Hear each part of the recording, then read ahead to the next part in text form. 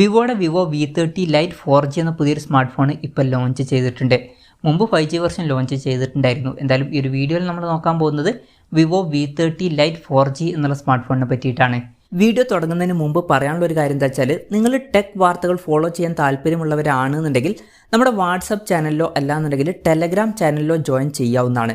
താഴെ ഡിസ്ക്രിപ്ഷനിലും അതുപോലെ തന്നെ കമൻറ്റ് ബോക്സിലും നമ്മുടെ വാട്സപ്പ് ചാനലിൻ്റെയും അതുപോലെ തന്നെ ടെലഗ്രാം ചാനലിൻ്റെയൊക്കെ ലിങ്കും കാര്യങ്ങളൊക്കെ കൊടുക്കുന്നുണ്ട്.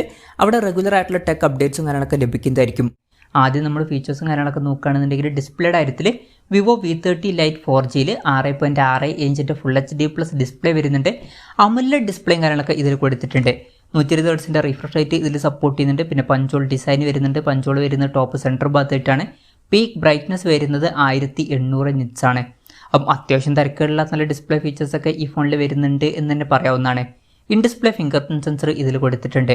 ഫോണിൻ്റെ വെയിറ്റ് വരുന്നത് 158 ഗ്രാമാണ്. തിക്നെസ് വരുന്നത് 7.95 mm ആണ്.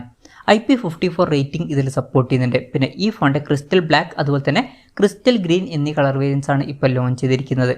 ഇനി പ്രോസസ്സറിൻ്റെ കാര്യത്തിലോട്ട് വരികയാണെന്നുണ്ടെങ്കിൽ സ്നാപ്ഡ്രാഗൻ്റെ 685 എന്നുള്ള പ്രോസസ്സറാണ് ഇതിൽ കൊടുത്തിരിക്കുന്നത്. ഈ ഒരു സ്മാർട്ട് ഫോൺ ഏകദേശം 22,500 രൂപ പ്രൈസ് റേഞ്ചിലാണ് വരുന്നത്. ആ ഒരു പ്രൈസ് റേഞ്ചിൽ ഇത് അത്ര മികച്ചൊരു പ്രോസസ്സറാണ് എന്നൊന്നും പറയാൻ പറ്റില്ല.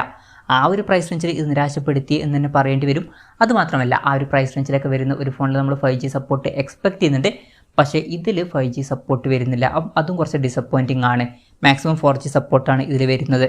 പിന്നെ ഫോണിൻ്റെ ബേസ് വേരിയൻറ്റിൽ 8GB റാമും 128GB ഇൻറ്റേർണലുമാണ് വരുന്നത്. 8GB റാമും 256GB ഇൻറ്റേർണലുമായിട്ട് വരുന്ന ഒരു വെർഷനും വരുന്നുണ്ട്. LPDDR4Xൻ്റെ റാമും UFS 2.2 സ്റ്റോറേജ് ടൈപ്പും ഇതിൽ കൊടുത്തിട്ടുണ്ട്. പിന്നെ Android 14 ബേസ് ആയിട്ടുള്ള ഫൺ ടച്ച് OS സോഫ്റ്റ്വെയർ ആണ് ഈ ഫോണിൽ വരുന്നത്. ക്യാമറയുടെ കാര്യം പറയുകയാണെന്നുണ്ടെങ്കിൽ ഫോണിൻ്റെ പിന്നിൽ ഡ്യുവൽ ക്യാമറ സെറ്റപ്പ് കൊടുത്തിട്ടുണ്ട്. 50 MP മെയിൻ ക്യാമറ സെൻസറാണ് ഈ ഫോണിൽ വരുന്നത്. 2 MP ഒരു ഡെപ്ത് സെൻസറും കൊടുത്തിട്ടുണ്ട്. ശ്രദ്ധിക്കേണ്ട ഒരു കാര്യം, ഇതിൽ അൾട്രാ വൈഡ് ആംഗിൾ ലെൻസ് വരുന്നില്ല. ഈ ഒരു പ്രൈസ് റേഞ്ചിലൊക്കെ വരുന്ന ഒരു ഫോണിൽ നമ്മൾ ultra wide angle lens expect ചെയ്യുന്നുണ്ട്. പക്ഷേ ഇതിൽ മിസ്സിംഗ് ആണ്. അതുമാത്രമല്ല 8 MP സെൽഫി ക്യാമറയാണ് കൊടുത്തിരിക്കുന്നത്. ഫ്രണ്ടിൽ കുറച്ചും കൂടി ബെറ്റർ ആയിട്ടുള്ള ഒരു റെസൊല്യൂഷൻ കൊടുത്തിരുന്നെങ്കിൽ കുറച്ചും കൂടി നന്നായേനെ. ബാറ്ററിയുടെ കാര്യത്തിൽ 5000 mAh ബാറ്ററി കൊടുത്തിട്ടുണ്ട്. 80 വാട്ടിൻ്റെ ഫാസ്റ്റ് ചാർജ് സപ്പോർട്ട് ചെയ്യുന്നുണ്ട്. നല്ലൊരു ചാർജിങ് സ്പീഡാണ്. Type-C ചാർജിംഗ് പോർട്ടും ഇതിൽ കൊടുത്തിട്ടുണ്ട്. അപ്പോൾ നല്ലൊരു ബാറ്ററി സെറ്റപ്പും കാര്യങ്ങളൊക്കെ ഇതിൽ വരുന്നുണ്ട് എന്ന് പറയാവുന്നതാണ്. അപ്പം ഇതൊക്കെയാണ് ഫീച്ചേഴ്സിനെ പറ്റി പറയാനുള്ള കാര്യങ്ങൾ. പിന്നെ ഈ ഒരു സ്മാർട്ട് ഫോൺ ഇപ്പം ഇന്ത്യൻ മാർക്കറ്റിൽ ലോഞ്ച് ചെയ്തിട്ടില്ല. ഇപ്പോൾ റഷ്യ അതുപോലെ തന്നെ കംബോഡിയ ഇതുപോലുള്ള രാജ്യങ്ങളിലൊക്കെയാണ് ഈ ഫോൺ ലോഞ്ച് ചെയ്തിരിക്കുന്നത്. ഇവിടെ ഈ ഫോൺ ലോഞ്ച് ചെയ്തിരിക്കുന്നത് ഏകദേശം 22,500 രൂപ പ്രൈസ് റേഞ്ചിലായിട്ടാണ്. പിന്നെ ഇന്ത്യൻ മാർക്കറ്റിൽ ഈ ഫോൺ ലോഞ്ച് ചെയ്യുകയാണെന്നുണ്ടെങ്കിൽ വില ഇത്രയും കൂടാൻ ഒരു ചാൻസും ഇല്ല. വില ഇതിലും കുറവായിരിക്കാൻ തന്നെയാണ് സാധ്യത. അപ്പം ഇന്ത്യൻ മാർക്കറ്റിൽ ഈ ഫോൺ ലോഞ്ച് ചെയ്യുകയാണെന്നുണ്ടെങ്കിൽ ഈ ഫോൺ നമുക്ക് ഒരു 16,000 to 18,000 രൂപ പ്രൈസ് റേഞ്ചിലായിട്ട് എക്സ്പെക്റ്റ് ചെയ്യാവുന്നതാണ്. അതും ഒരു ഓഫ്ലൈൻ ഫോൺ ആയതുകൊണ്ട്. എന്തായാലും കൺഫർമേഷൻസ് ഒന്നും ഇപ്പം പുറത്ത് വന്നിട്ടില്ല. ജസ്റ്റ് നമ്മുടെ എക്സ്പെക്ടേഷൻ പറഞ്ഞു എന്നേ ഉള്ളൂ. ഇന്ത്യയിൽ ലോഞ്ച് ചെയ്യുകയാണെന്നുണ്ടെങ്കിൽ ലോഞ്ച് ഡേറ്റിനെ പറ്റിയിട്ടുള്ള ന്യൂസുകളൊക്കെ വരുമ്പം അതിനെ പറ്റിയിട്ടുള്ള വീഡിയോസൊക്കെ നമ്മൾ ചെയ്യുന്നതായിരിക്കും. അപ്പം അതുപോലുള്ള വീഡിയോസ് കാണാൻ താല്പര്യമുണ്ടെന്നുണ്ടെങ്കിൽ ഈ ചാനൽ സബ്സ്ക്രൈബ് ചെയ്യാവുന്നതാണ്. എന്തായാലും വിവോയുടെ വിവോ V30 ലൈറ്റ് 4G എന്ന പുതിയൊരു സ്മാർട്ട് ഫോൺ ഇപ്പോൾ ലോഞ്ച് ചെയ്തിട്ടുണ്ട്.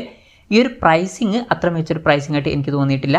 ഇന്ത്യയിൽ കുറച്ചും കൂടി നല്ലൊരു പ്രൈസിങ്ങിൽ ഈ ഫോൺ ലോഞ്ച് ചെയ്തേക്കാം. എന്തായാലും ഈ ഒരു ഫോണിനെ പറ്റിയിട്ടുള്ള നിങ്ങളുടെ അഭിപ്രായം ജസ്റ്റ് ഒന്ന് കമൻറ്റ് ചെയ്യുക. അതുപോലെ തന്നെ ഇന്ത്യൻ മാർക്കറ്റിൽ ഈ ഒരു സ്മാർട്ട് ഫോൺ നിങ്ങൾ ഏത് പ്രൈസിങ്ങിലാണ് എക്സ്പെക്റ്റ് ചെയ്യുന്നത് എന്നുള്ള കാര്യം കൂടി ജസ്റ്റ് ഒന്ന് കമൻറ്റ് ചെയ്യുക.